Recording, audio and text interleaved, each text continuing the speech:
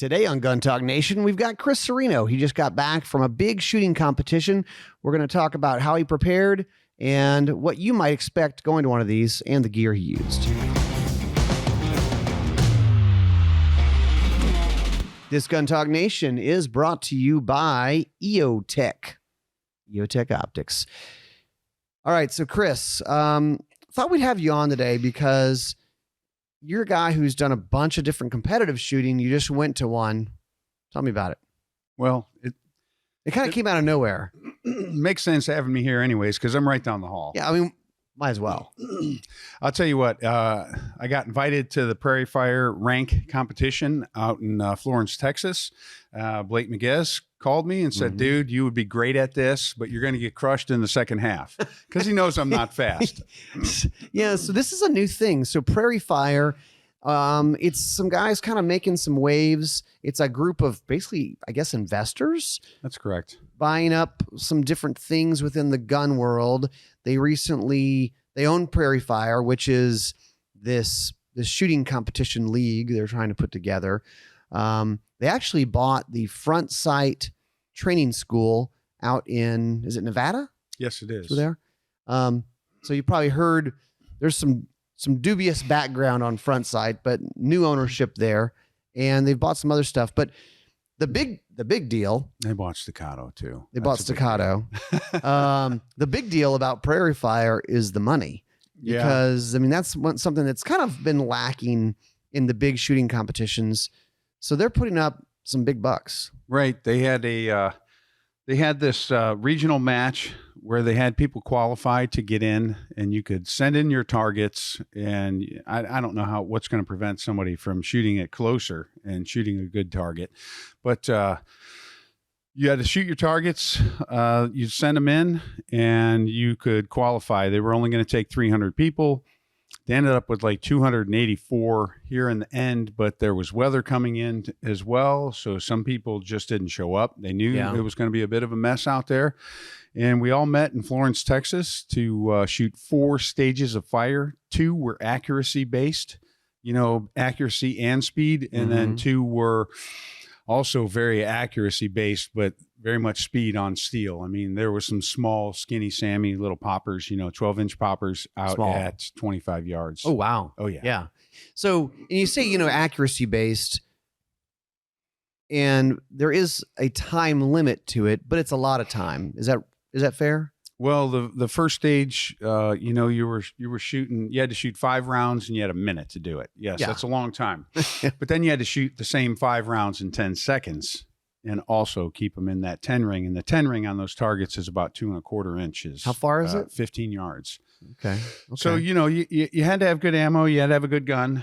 This was all unsupported. It was all standing, freestyle. This is not from draw, is that right? No, it was just off a table. Actually, the guns start in your hand. Start in your hand like a low ready, yeah, low aimed ready. in at a point. Okay. So yeah, it was kind of neat. Second stage of fire was one of the other accuracy based stages, but it was one-handed shooting. It was right hand around a barricade, 15 yards, 15 seconds, 5 shots, and then left hand around a barricade, 15 yards, 5 shots. And 15 seconds is, it's long enough. I can tell you that. But you have to know how to press the trigger. You got to be able to keep the shakes down. So body positioning, foot positioning, weight distribution, how you stand, how you work. Plus you're working around a barricade and you're not allowed to touch it. So this came up a little bit out of the blue. We were talking about that. Our buddy Blake Miguez, who is a competitive shooter, a successful business guy, and then also a state representative. He's pretty busy, but he's a good guy to have on your side when it comes to the state stuff. So he said, dude, you should come. I can get you in out of the blue. I mean, you had a few days, a week, less than a week. So I snatched up the best gun I could out of our stash, and I got a Springfield New Prodigy 5-inch.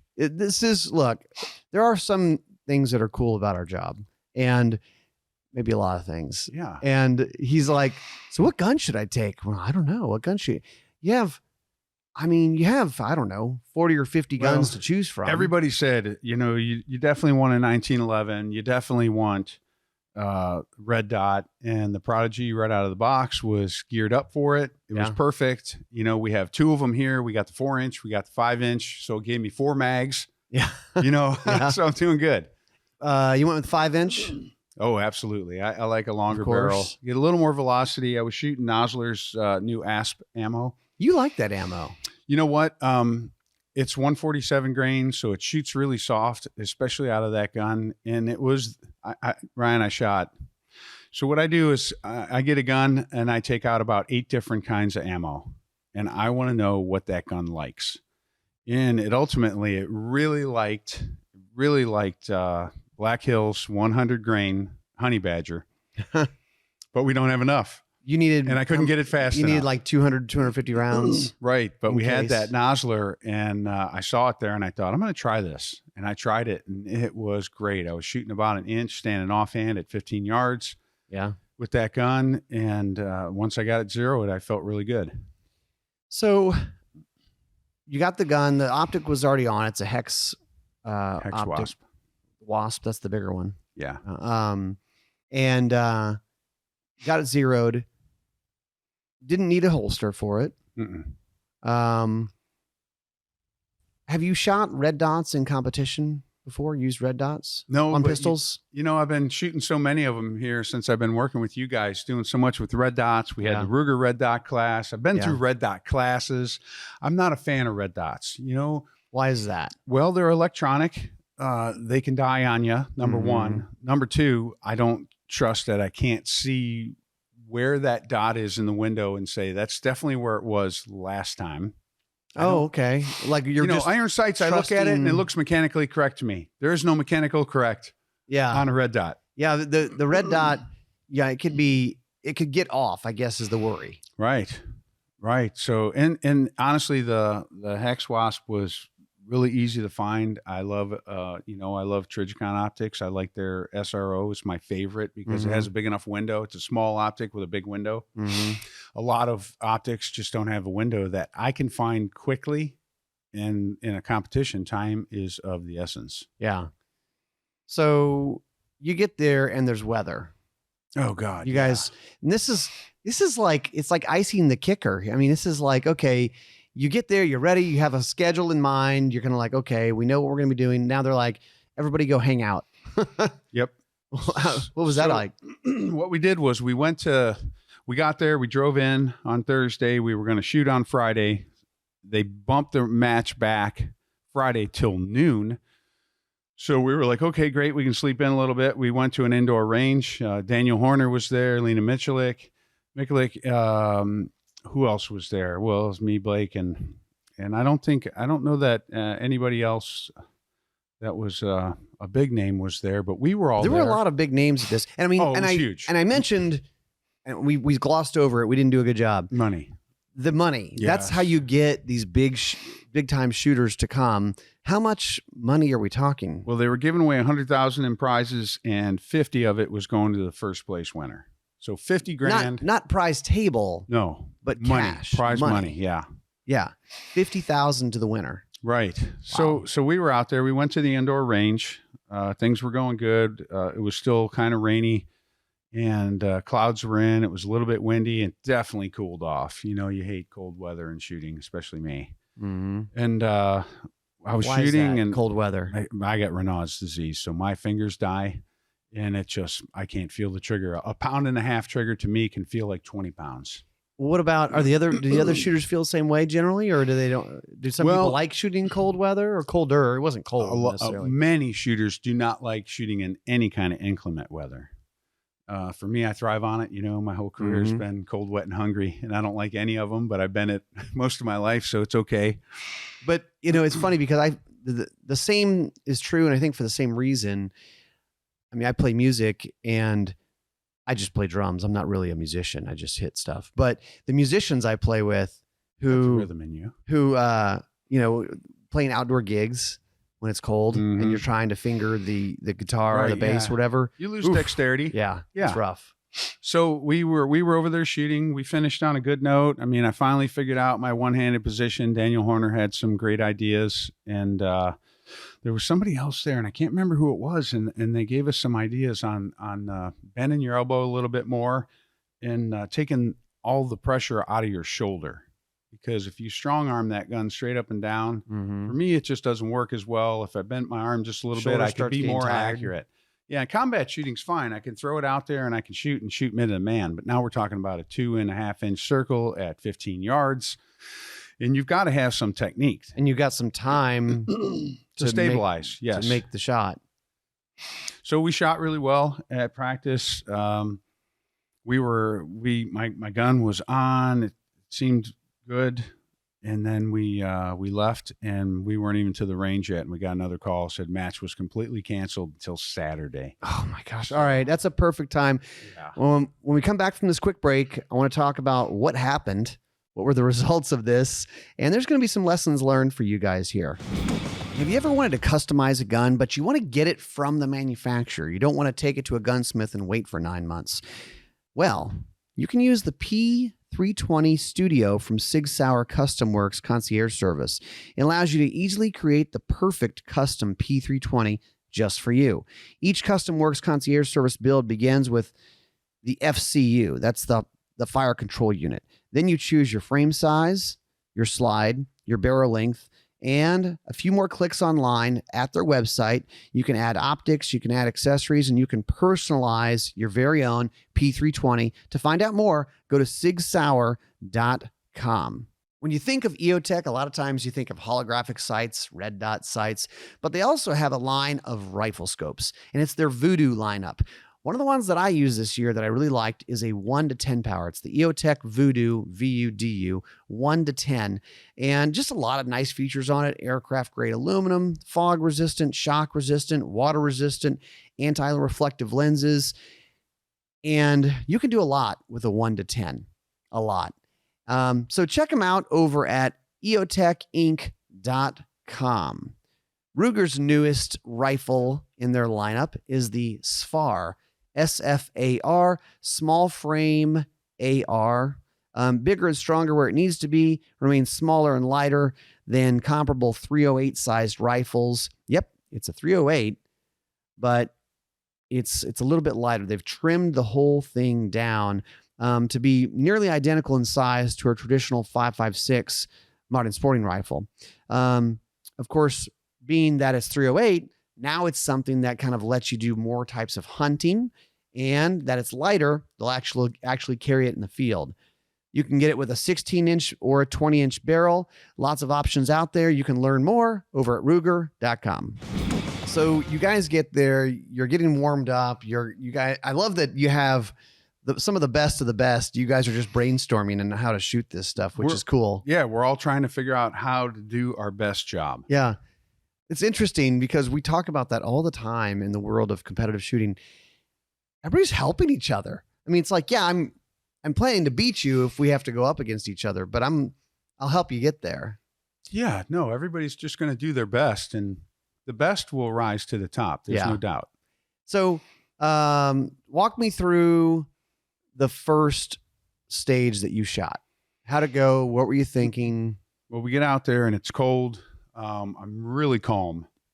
Because honestly, I felt good about the gun. It's just that the day before I was really ready. Like I just felt good. It's nice to know, I hadn't been shooting that gun but a few days. Mm-hmm. It's nice to have confidence in your gun.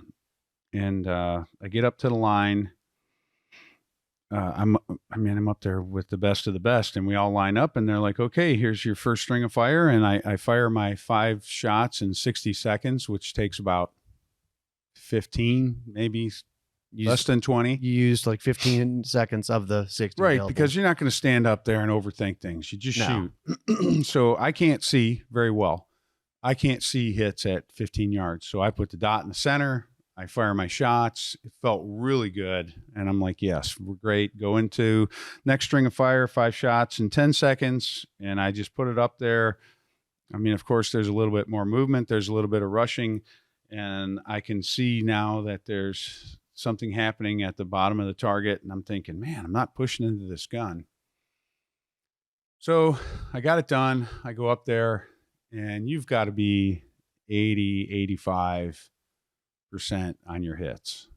10 rings and X's. And because actually the lowest that made it in was 82%. Okay.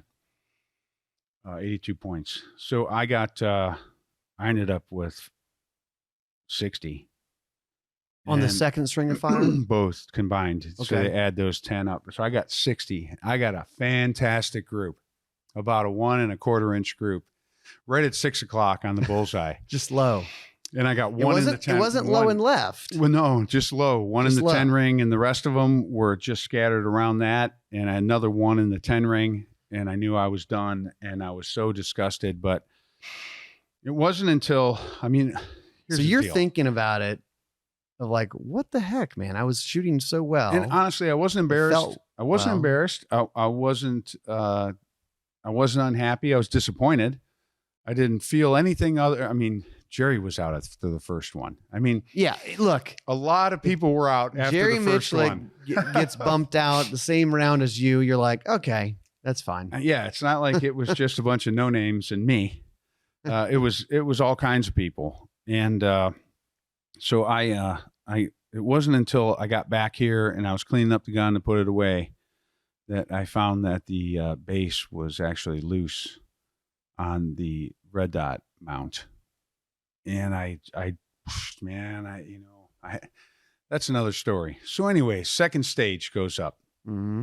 and now I'm a spectator. So all the pressure's off, and Blake and JJ Ricazza, Kay Michalik, all kinds of people are in there. BJ Norris. BJ Norris has world records. He doesn't just have titles. Yeah. And man, these guys are dropping like flies. They just were getting squashed out. They some of them made it, some of them didn't. Tony Holmes didn't make it. Bruce, I think, and Doug made it on to stage 3. Bruce Pyatt. Yeah, Bruce Pyatt. Yeah, Doug I'm sorry. I assume everybody knows the names I'm throwing out there, and they don't. But but the Yackley boy did great. Becky Yackley, his mom was out. The other Yackley boy, Sean, was out. It was tough. It was a challenging, and it's so funny because it doesn't sound like a complicated course of fire. It's just very demanding. It's kind of unforgiving. Accuracy and speed, and it's performance on demand. There's not a bunch of stages leading up to it where it's like, hey, I'm still in it. It's like you're in it for 1 or you're done. Yeah. There's not 2. It's not best out of 3. It's not over the course of 3 days. This is like, it reminds me of so the shooting competition is a little bit different. It reminds me of if you carry every day and then there's that one day in the 30 years you've been carrying that you have to draw and shoot to defend your life, you don't get a warm up. Right. If you're walking around the woods all season long and the deer walks out and you have 5 seconds before he runs away and you need to make a shot. Right. It's performance on demand. And like I tell people all the time, Ryan, I don't practice to compete because I compete to validate my skill. I go in to make sure I can still shoot well. I can still hang with the top 20%. I'm usually in there. I don't practice to compete because I don't have the time or the energy for that. It's kind of specialized too, right? You got to set things up. You got to move. You got to time everything. You got to have all kinds of targets, which I do and I have access to. But for 2 matches a year or 3 matches a year that I shoot anymore, my thing is training and making shooters better than me. And I'm a great shooter. I could pull a gun and I could shoot all around a 2.5-inch circle. So, shooting minute of man is not an issue. Yeah. But I wanted to go out there and do it. I didn't stay for the grand finale, but I got to watch some of the videos, and Nils Jonasson and Tim Yackley were in the final. That was them. Both great shooters. Nils just won 2 national titles. And it was all pistol, right? Yeah, just pistol. Okay. Pick up the pistol. The reloads are off tables and everything. Yeah. And Yackley, the Yackley boy. Tim? Yeah, Tim was so far ahead of Nils on the first shoot off because they went 3. Okay. Best of 3. Best of 3. Okay. 2 and 2. Whoever wins 2. Tim just smashed him. He wasn't even to the last set of targets, Nils. And it's just amazing how good some of these shooters are. And it's such a treat to watch them Yeah. and to be able to sit and hang with them and network with them. Mhm. And, you know, so many people were there were just normal people. I mean, they were coming up Yeah. to me and talking about Build Box. I saw some of and those saying, videos. Hey, I know you. I'm like, yeah, I'm Chris Cerino. And they're like, yeah, Build Box. We watched that. That's awesome. You know, and getting the feedback and having people ask you questions and, you know, what do you think about this? What do you think about that? How do you practice? How do you prepare? You know, I want to make sure that my gun is on. I want to make sure that I can shoot within the time limits. After that, it's just controlling your nerves. I find that when you go to a good sized gun event with gun people, it doesn't look like what the anti-gunners think it would look like. It's so not. What would you say to that? I mean, I wasn't there. What did you see? What type of folks were there? A variety of people? It's as wholesome and American as it could possibly be. It is nothing but smiling faces, no bravado, no BS, no chanting about the Second Amendment. It's just there to, I mean, it's no different than a game of golf. Yeah, this is our sport. Just a different tool. Mm-hmm. I mean, everybody's there to watch other people shoot. I mean, and for me to sit there and watch other pros shoot and know that, I mean, I've shot against Jerry millions of times, you know, dozens of times. Anyways, I've been behind Jerry, you know, a tenth of a second, half of a second.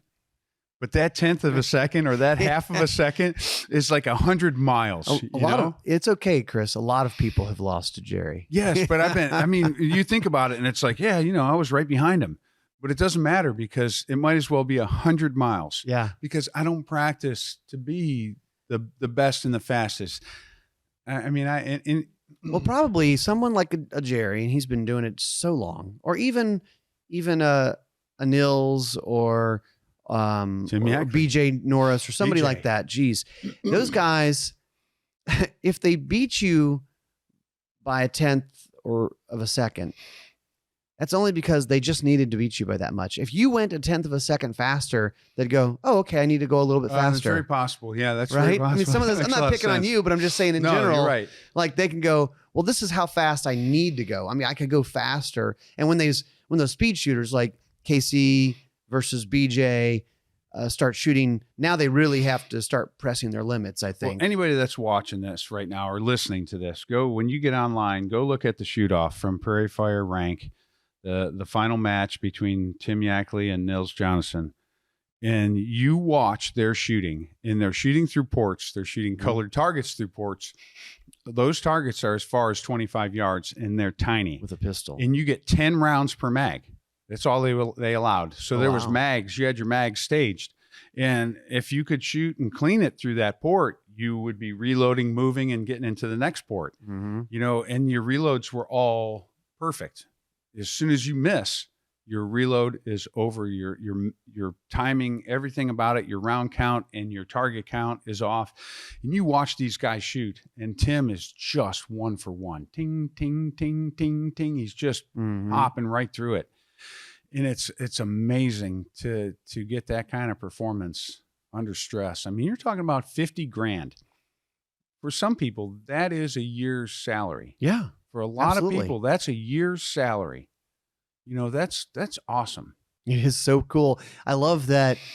And I'll be honest, I don't know a whole lot about the Prairie Fire folks, but I love that they're putting up the dollars to make this get some attention. So the people that made it X far, I don't know how they're going to pick it. I know it's the people that made it to a certain position in this competition will all meet up in Las Vegas next year on somewhere in November, and they're going to shoot for $1 million. They're going to shoot for $1 million. I would be shaking like a chihuahua pooping out a peach pit.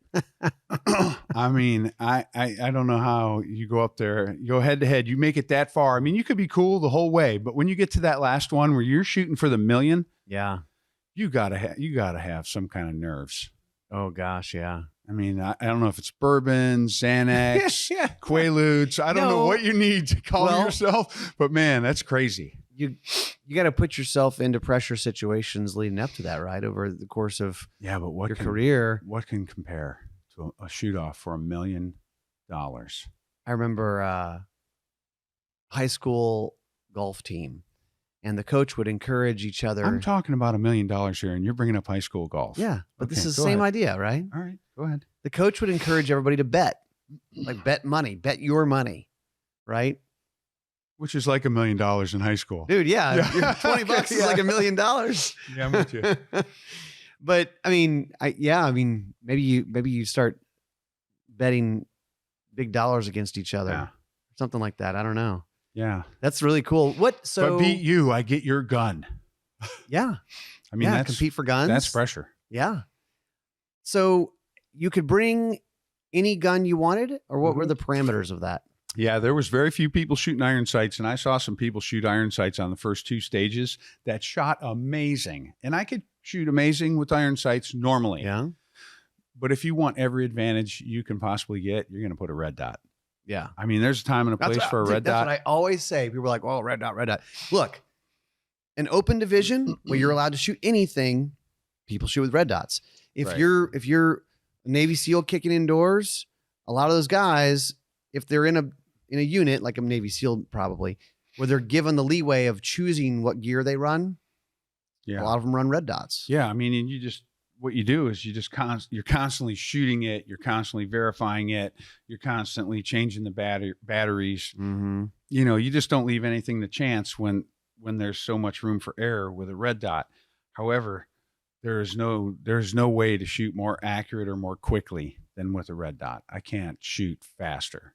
Mostly, I'm assuming mostly large 9mm semi-auto pistols is what people were shooting, right? There was some polymer frame guns, a lot of 1911 STI 2011 type of things. But high capacity didn't matter in this one. No, it didn't. But that's that The big weight. that little bit heavier gun. Solid lockup, hand tuned, hand fitted, all that stuff. Trying to milk out all the accuracy you could. I mean, these people were shooting bunny fart loads. I mean, little bunny farts, and they're going off, and they're like poof, poof, poof. And it's like, I'm shooting factory ammo because I don't have my reloading set up yet, and someday maybe I will load for accuracy, which was another great conversation I had with Doug Koenig while we were there, and he was telling us what pistol bullets he uses and what loads and what feet per second he pushes them at to get his maximum accuracy. He is fine-tuned. Yeah, he's been doing what it for he's years. shooting. Right. And I mean, you go to a match like that and you get to see these people. Julie Golub was there, and her whole family, her husband actually did better than her and made it to like the third. Cool. Yeah, Wow. I mean, there was people were dropping like flies, and there's a lot of luck that's involved in it. There's no doubt about it, because the stars got to align. Well, sure. And I mean, obviously, you can. my dot being off was my stars not lining up. Oh yeah, because you said it was a great group, and you for a little bit there you thought, well, I think maybe the dot moved. Maybe the Yeah. dot became not sighted in anymore. Yeah. But it wasn't until you got back here and you went, oh. Yeah, the base was loose, and who knows? I mean, what does it take at 15 yards for a gun to be off? I don't know. Not much. I mean, I do know that when I used to move sights in the air marshals, we'd move them. I'd take a mechanical pencil. I'd draw along the side of a sight, and I'd push it over half of that mechanical pencil mark. And that would be 5 to 7 inches at 25 yards. Mm-hmm. I mean, we're talking about thousands. Right. So I mean, and it was windy and it was cold, and I felt really good. And for whatever reasons, by the time I shot, my hands were good. My fingers weren't cold. But I have no regrets.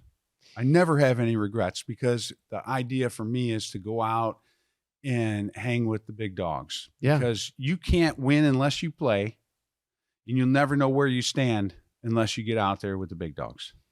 All right, so I'm going to throw this to you. I want to talk about something first, but coolest thing you saw at the event, think about that. As we're talking about Prairie Fire, this isn't like a promo for Prairie Fire, but my understanding is anyone can enter. Anybody can. There was all kinds of normal people This there. is totally, it's like the US Open. It's open enrollment for this thing. And if you qualify, you download the target, you shoot it, you take a picture of it, I think. They're trying to use some technology there to kind of modernize the way we're doing this stuff. But if you're interested, you should check it out. Now I'm thinking, can we re-enter? Can you do it again? Or is it like a one-time thing? Do you know? I don't know what's going to happen for next year, but I imagine it's going to have to be more. We're not all going to wait till next November for the $1 million shoot off and then try it again. We're going to have like a prairie fire practice at lunchtime here. We'll print out the target. There are going to be some new ways we're going to practice for sure. We're going to try to get 1-for-1 hits on steel as quickly as we can. And we're also going to work on our accuracy because accuracy is important. Yeah, I want that plate rack to go bing, bing, bing, bing, bing. Right. At least that fast, right? Yeah, that's pretty slow. You could do that. You're capable of that. I know that. I don't know. Something about that plate rack. You look at it and you're like, oh gosh. Well, the thing is, everybody that goes up to a plate rack wants to shoot them all at once, and you can't. You still got to shoot one at a time. It's not possible. It's when you try to shoot them all at once that it really falls apart. There are 6 plates. There are 6 sight pictures and 6 trigger presses. Yes. You can't just go. Brr. Yep. And just a smidge of follow through on each because, I mean, you got to know what's up. You have to. All right. So you're hanging out for a few days with some of the best shooters out there and some cool, just regular folks that showed up too. Was there something that came to mind that was like, this was a cool moment that you saw or? No, there was nothing. The whole thing is cool because even like Blake was blown away. He's like, man, the food is excellent. The facility was excellent. The side matches, they had virtual reality side matches going on. And, there was an opportunity to win as much as $15,000 and BJ Norris took 10 of it. That's crazy. So, wow. Yeah. Well, it was $30,000, but BJ took 10 of it because it was 5, 3, and 2. Wow. On each side match. You won some money. Yeah. Well, I ended up getting a second place. I'm just not fast. Was it on a side match? Yeah. I got 3,000 on a side match. Wow. That's awesome. And yeah, I got the big check. I brought it home. I'm going to hang it up. Pays for the travel at least or whatever, right? It pays for all the years. I mean, listen, you're never going to make money shooting matches. Yeah. Unless you're Tim Yackley. Yeah. Apparently. 50. Yeah. Tim. Congrats. I'm proud of that grand. boy. He's cool. Those are some of my favorite people. But all that money, like the one kid, he won $3,000 and they said, what are you going to do with it? He said, buy primers. And honestly, I mean, if you got $3,000 and you need primers and you can't get them for whenever, you order $3,000 worth of primers. And when you get them, you're just excited and you want them. You didn't have to pay for it. Yeah.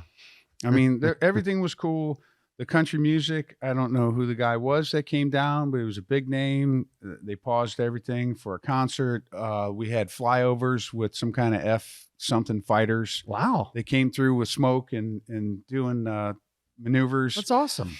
And then another plane came over and dropped 2 Rangers out. And one was trailing smoke and something behind him. And the other one was a big, giant American flag. And it was windy as hell. Ooh. And those guys came down. And when they landed, it was like they just stepped off a little tiny stool. Right. It was the best landing I've ever seen. I didn't think, they would be able to do that. Everything was electronic. There were screens everywhere. You could see where everybody was at on the leaderboard. You could see where you stood. Very cool. It was a big event. Is it something that the public could just show up to watch? Yeah. Public can come and watch that as well. Neat. Okay. I mean, any shooting match, public can go and watch. Yeah. And if you want, if you got these kind of things near your house, you never know who you're going to see. Heck, you could go hang out and ask them questions probably. Well, it was funny. Yeah, you absolutely could. It was funny because one of the guys from Arizona was talking to me and he was very nice. And people talk to me just because they feel like they know me because they see us on TV and they're like, well, I know that guy. Well, and he just kept talking to me. He's like, hope you don't mind me eating lunch with you. And I'm like, I'm eating alone, so it doesn't really bother me, and we're talking and he said, yeah, I was in Scottsdale, Arizona. And I was getting ready for this match and I went in there and I was shooting and I saw these 2 people over there and I started talking to them and because I saw they were shooting the same ranked targets. They were trying to practice for the match. It was Lena and her boyfriend. It was Lena Mikulik. And Mikulik and her boyfriend. He's like, yeah, and it was Lena. She's just in this little tiny range shooting with some other guy. And we happen to be shooting the same targets. Very cool. Well, But you like the way that Prodigy shot. Oh yeah, that the Springfield Prodigy, definitely it's not going to get sent back. We'll be buying that. That'll be mine. I've always wanted a double stack. It's a nice gun. 2011. I've always wanted a 2011. The gun shoots great. It's got good lockup. It shoots super soft. It's smooth. I could definitely just use like a trigger hone kit. There's a special set of jigs for doing a 1911 trigger, and I don't know if people out there approve of it, but I've used them before, and it just really fine tunes the trigger. And honestly, as much as I shot it, it really broke in nice, and it's kind of buttery now, but it could be better. And it's a great gun. Very cool. Didn't have any malfunctions. That's good. Especially with a big gun like that. Yeah. And you're trying to shoot loads that aren't there. You want it to be as soft as it can be. I shot Blake's bunny fart loads out of it. I had one malfunction. It was a failure to eject. And it was just because, his loads are just like poof. The loads are tuned to the gun. The gun's tuned to the loads. Right. When you get to that level. By the way, that's why those guys, they're good shooters, but they're doing all these tricks. Every advantage you can get. They're loading their ammo perfect. They're making sure it's accurate. The gun is accurized. They're shooting thousands. JJ was telling us he shoots 500 rounds every other day, or 100 days a year. He shoots 500 rounds. Really? Yeah. Wow. So 100 days a year, he shoots 500 rounds. 50, and that doesn't include his matches. Wow. Yeah, and that's what you're saying. These guys have a training schedule, a training plan. Yeah. That's what they do for a living. Yeah. They're not like us. We're not like them, at least. Yeah. We're not. Well put.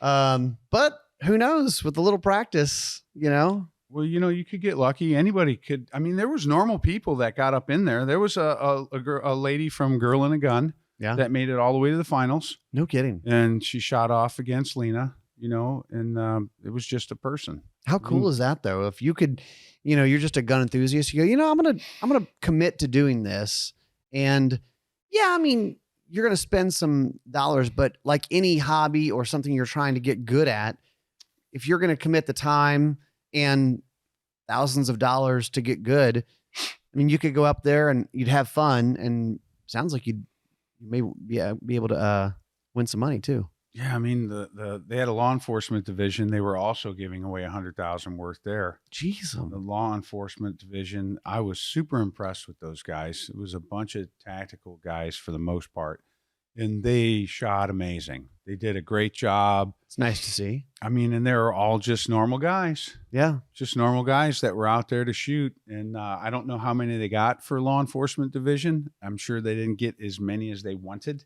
because a lot of people are just scared to go. Yeah. And here again, if you want to win, you got to play. It's like buying that, what are we at, 1.2 billion on the Powerball right now or something?